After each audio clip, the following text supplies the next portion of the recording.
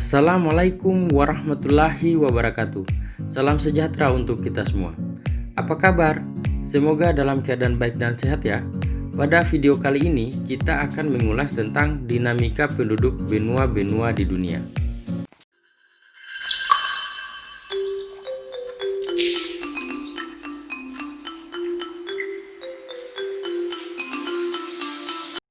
Oke, yang akan kita ulas untuk dinamika penduduk benua kali ini adalah dinamika penduduk benua Asia. Apa sih dinamika penduduk itu?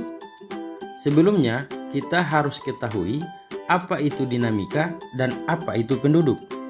Dinamika adalah suatu hal yang senantiasa berubah atau tidak tetap, lawan daripada kata statis yang berarti tetap. Sedangkan penduduk adalah orang atau manusia yang mendiami suatu wilayah.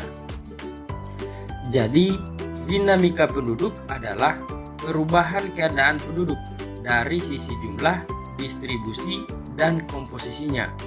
Sementara, komposisi penduduk itu dapat berupa budaya, etnik, usia, dan agama.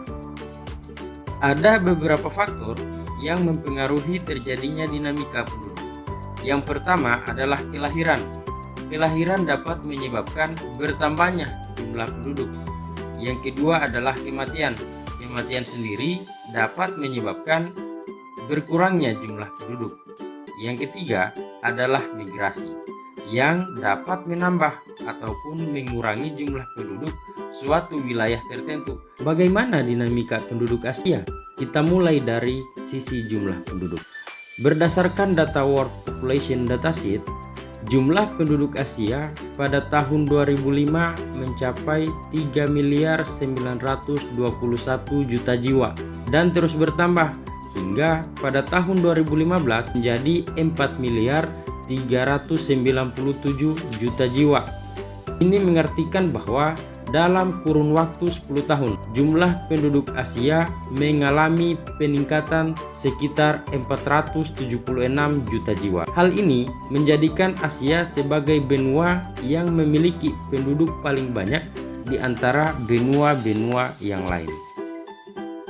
Penduduk Asia tersebar tidak merata.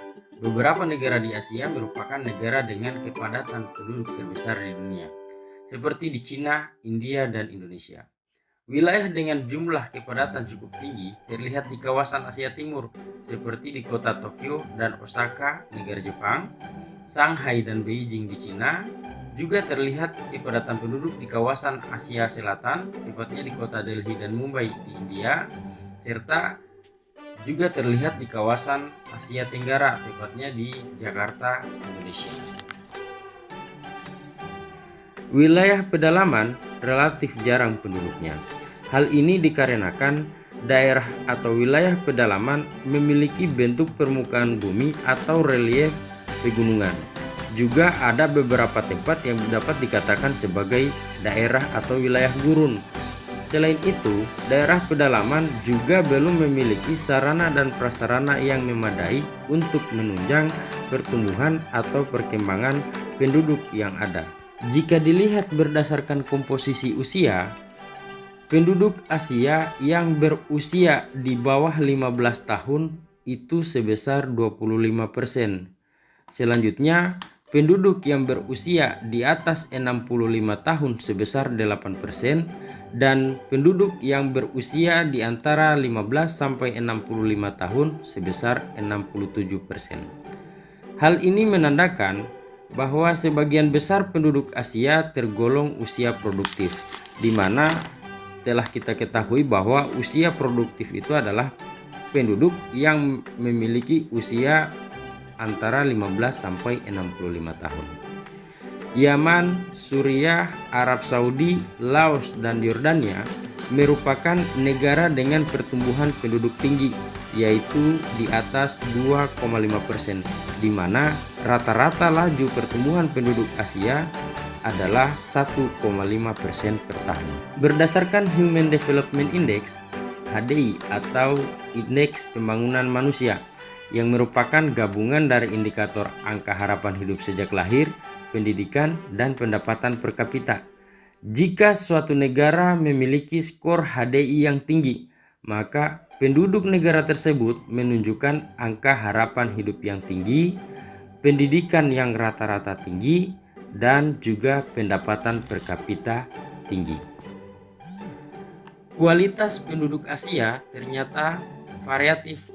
Ada yang memiliki kualitas HDI tinggi dan ada pula yang memiliki kualitas HDI sedang dan rendah. Untuk kualitas HDI tinggi itu ditempati oleh negara seperti Korea Selatan, Jepang, Singapura, Brunei, Cina, Arab Saudi.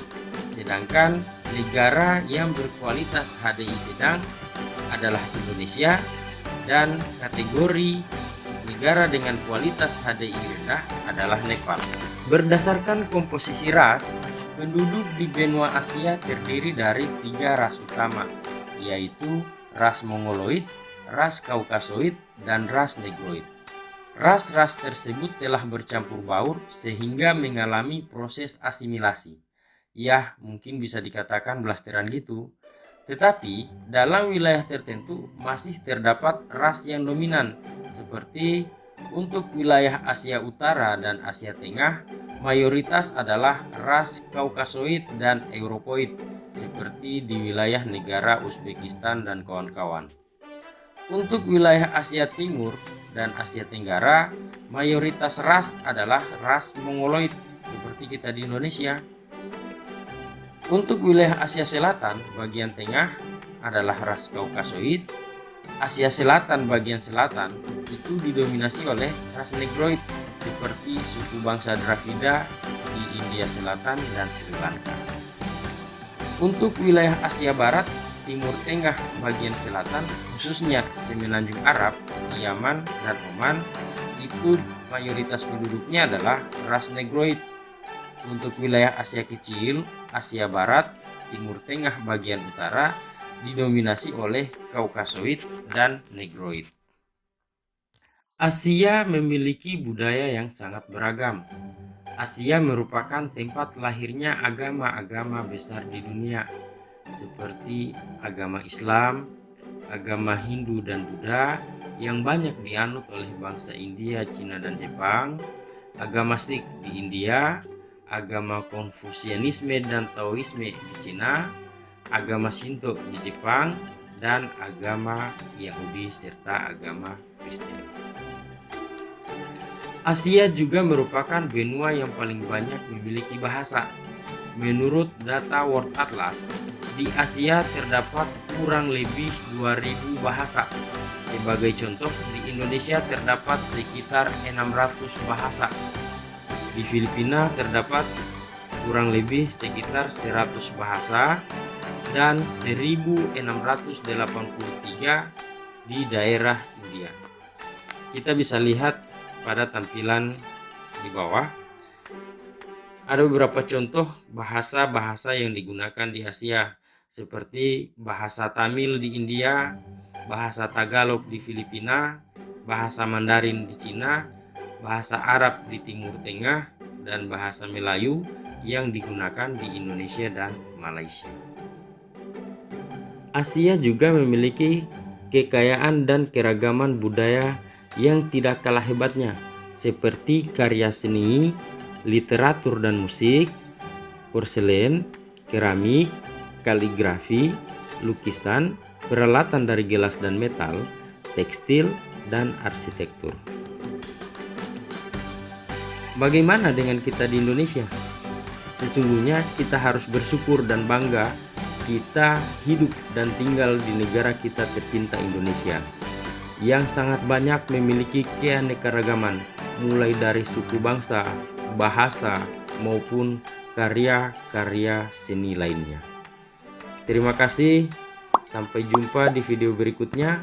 Wassalamualaikum warahmatullahi wabarakatuh.